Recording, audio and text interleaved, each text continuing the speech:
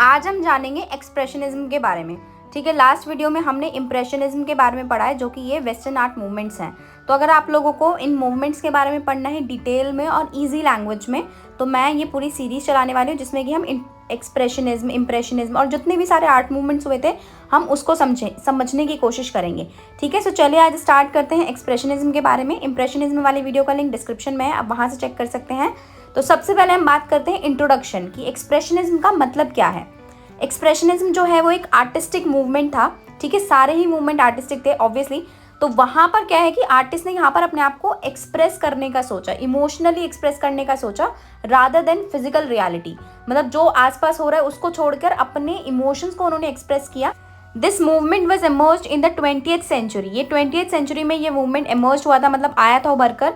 After impressionism जो है एक काइंड ऑफ मूवमेंट था एक्सप्रेशनिज्म, जिसमें लोग अपने आप को एक्सप्रेस कर रहे थे। ठीक है, वाई इम्प्रेशनिज्म। ठीक है, अर्ली मतलब क्यों आया एक तरीके से, इसका रीज़न क्या था।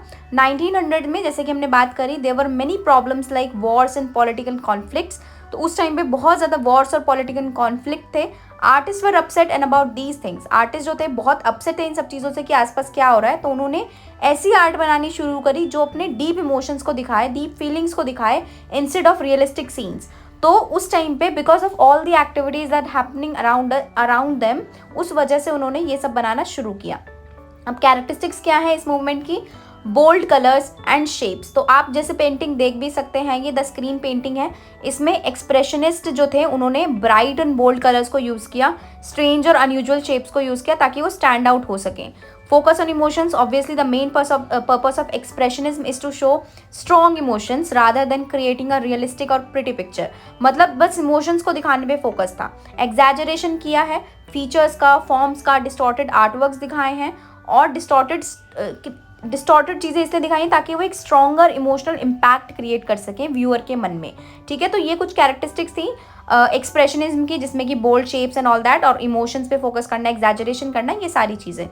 अब हम बात करते हैं हिस्ट्री ऑफ एक्सप्रेशनिज्म की, इसकी हिस्ट्री क्या थी। ये तो वाई हमने पढ़ा कि क्यों वाई। अब हिस्ट्री में आ जाता है कि वान गो जो थे, एडवर्ड मंच और James answer developed unique painting styles between 1885 and 1900। तो इन सारे के सारे आर्टिस्ट ने, विंसेंट वान गो, एडवर्ड मंच एंड जेम्स एंसर ने कुछ नए पेंटिंग स्टाइल्स डेवलप करे। ठीक है, जैसे आपने विंसेंट वान गो की पेंटिंग्स देखी होंगी, तो उसमें कितना ज़्यादा ऐसे स्ट्रोक्स में काम हुआ है, जो स्वर्लिंग स्ट्रोक्स हैं उनके, राउंड राउंड चीज़ें। तो वो एक डिफरेंट स्टाइल था। Their work inspired the German expressionist movement, और इनके कामों ने जर्मन एक्सप्रेशनिस्ट मूवमेंट को इंस्पायर किया, जैसे कि इम्प्रेशनिज्म ने ब्रिटिश इम्प्रेशनिज्म को इंस्पायर किया था। इसी तरीके से these artist focused on strong emotions like fear, horror and strange और यूजुअल थीम्स। इन आर्टिस्ट ने जो है कि कुछ स्ट्रॉन्ग इमोशंस पे फोकस किया, जैसे कि फियर, हॉरर, स्ट्रेंज और अनयूजुअल थीम्स, मतलब जो पहले कभी नहीं बनाए गए थे। तो इनका जो मेन था एक्सप्रेशंस को कैप्चर करना था। They also celebrated nature using bright dream colours and lines. Nature की भी बहुत सारी पेंटिंग्स बनाई थी। Instead of showing things exactly as they look, they expressed personal feelings and emotions through their art. मतलब ये चीज़ें अब आपको समझ में आ गया होगा कि जो चीज़ एग्जैक्टली चल रही है उसको ना दिखाकर इन्होंने जो भी इनके मन में चल रहा है उसको दिखाने की कोशिश करी।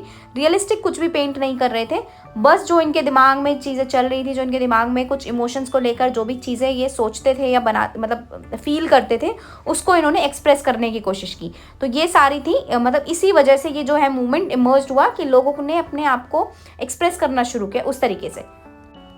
एक्सप्रेशनिज्म जो है जर्मनी में पॉपुलर हुआ 1905 के आसपास।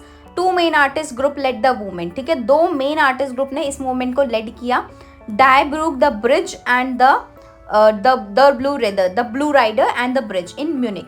ठीक है, मतलब बेसिकली ये जो मूवमेंट है इन टू पार्ट्स में जो है डिवाइड हो गया था, और इस तरीके से ये मूवमेंट चला था, द ब्रिज करके and the Blue Rider in Munich.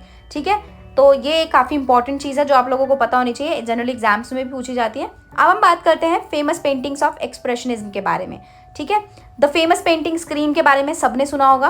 Scream bye Edward मंच shows a person feeling intense fear and panic. अब आपने इस पेंटिंग को देखा होगा, तो स्क्रीम जो है इसमें जो है एडवर्ड मंच ने एक पर्सन को दिखाया जो कि इंटेंस फियर और पैनिक में है।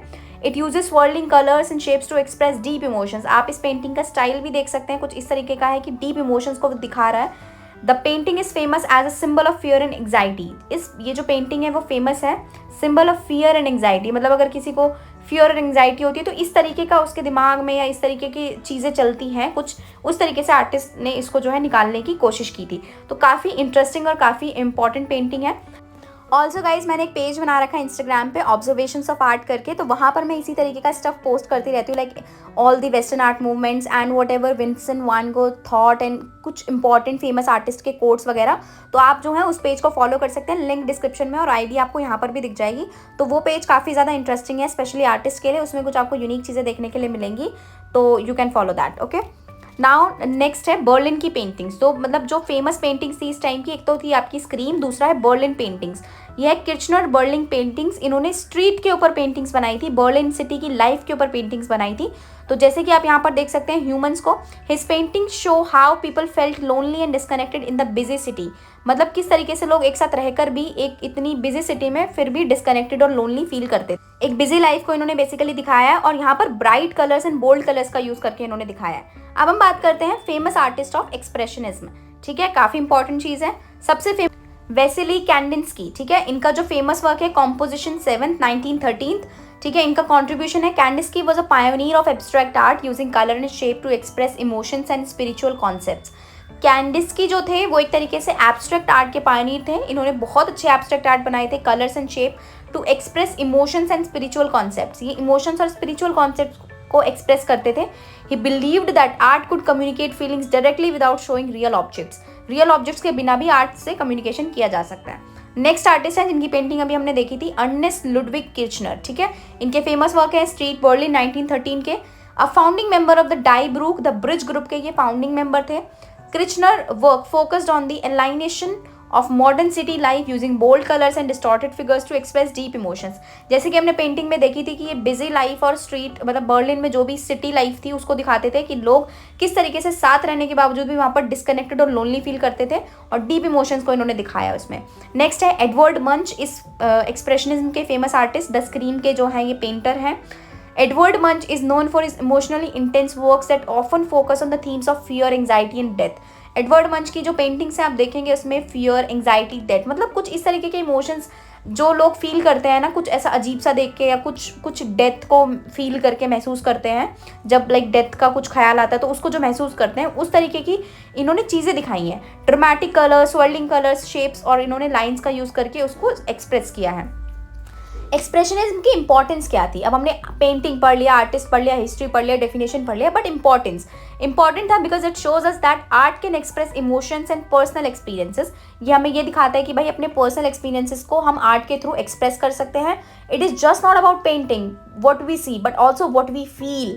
सिर्फ हम जो देखते हैं उसको पेंट नहीं करना है, बल्कि जो हम फील करते हैं उसको भी दिखाना है। ठीक है, तो आप जो भी फील कर रहे हैं just paint that this is expressionism. इसका इम्पैक्ट क्या पड़ा? Expressionism open the door for new art movements. ठीक है, एक्सप्रेशनिज्म की वजह से और ज़्यादा नए नए आर्ट मूवमेंट्स निकल कर आए। अब लोगों ने थोड़ा एक्सपेरिमेंट करना स्टार्ट कर दिया, like abstract expressionism and just inspired not painting but also books, movies and architecture. तो मतलब इस मूवमेंट ने अपने आप में इतना बड़ा इम्पैक्ट डाला लोगों के मन पे कि मूवीज़ बनी, बुक्स बनी, आर्किटेक्चर बने इससे इंस्पायर होकर, और बहुत कुछ आगे जो भी आने वाले मूवमेंट से उनको एक तरीके से राह मिल गई।